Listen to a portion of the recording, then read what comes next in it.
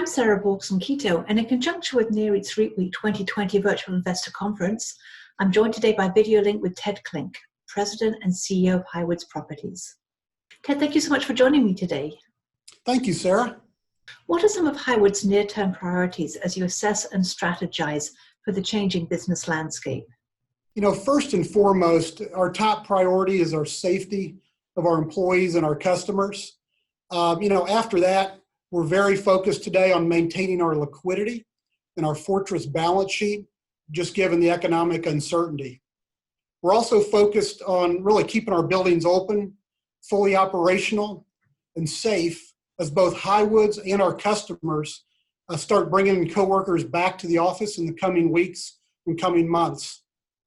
We're also spending a lot of time these days with our customers who have demonstrated a need for some sort of rent relief.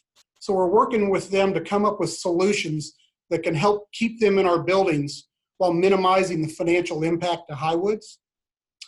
The management team is laser focused on finding ways to reduce our operating expenses and our CapEx spend this year, and doing so in a way that it doesn't really affect the operating performance of our properties. Our development team is working hard to ensure our $500 million development pipeline remains on schedule and on budget amid the crisis and some supply chain disruptions that we're seeing. And then finally, our leasing team, just given the economic slowdown and all that, we're laser focused on getting as many leases signed as possible, both new and renewals. So those are our primary focuses right now. Development is a key growth driver at Highwoods. Do you anticipate having to make any changes to the pipeline going forward? Sure. We continue to pursue development opportunities, and there are some in our markets that are continuing to progress.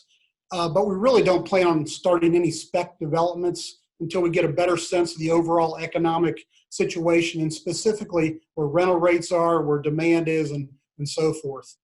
But in terms of building design, we're just starting to think about potential changes that we could make to our future development projects, but we're still in the very early days of doing that. Things that specifically that we're looking at right now are improved climate control systems that would improve air quality, potentially incorporating technologies that would allow touchless elevators or other technologies that would enable employees to avoid touching building surfaces, whether it's facial recognition, motion sensors, those type of things. But all of these things come at a cost, and I don't think we're in a hurry to design buildings if we don't know that they're going to be needed. Some of these features are going to be needed or required by our customers in the future. So I just think as an industry, it's still early days from a design standpoint, and we'll figure it out as we go. More broadly, how do you expect the coronavirus crisis to change demand for real estate within your sector? Yeah, I think it's really too early to really know what the impact is going to be on the office sector. Certainly there's a lot of talk and speculation. You can either see it on TV on some of the shows or read it in the paper every day on what's the future of office. But at this point, I think no one really knows. I think it's going to evolve over time, very similar to the densification trend that's taken many years to play out. I think we started hearing about densification probably 15 or 20 years ago, and it's just played out slowly over the years. And I think it's going to be similar to this. But in the short term, what we do know is that we've spoken to a lot of our customers in our existing buildings and those customers that are going to be going into our developments. They're doing space planning right now. And what we're generally hearing is that very few of these customers are planning any significant permanent changes to their space layouts or their space needs at this time. I just think companies today, they're really focused on what they can do in the next, call it 12 to 18 months to really get past this crisis. And then they'll start to figure out what the real estate needs and if they're going to change. Companies today don't want to panic and race to redo their work environments just to have to reverse it in the next year or two. So I think instead, and you're already seeing it, I think companies are going to delay bringing their employees back to work, which is going to, longer than the recommended guidelines, which I think is going to benefit both the employees in that they'll feel safer coming back later, as well as it'll benefit the companies in that they don't have to spend a lot of CapEx redoing things that they might undo just a few months later. Now, as to the long-term demand for office, I do think more companies will start allowing some of their employees to work from home for some of the time. But at the same time, I think they're going to likely increase the square footage per employee in their office space.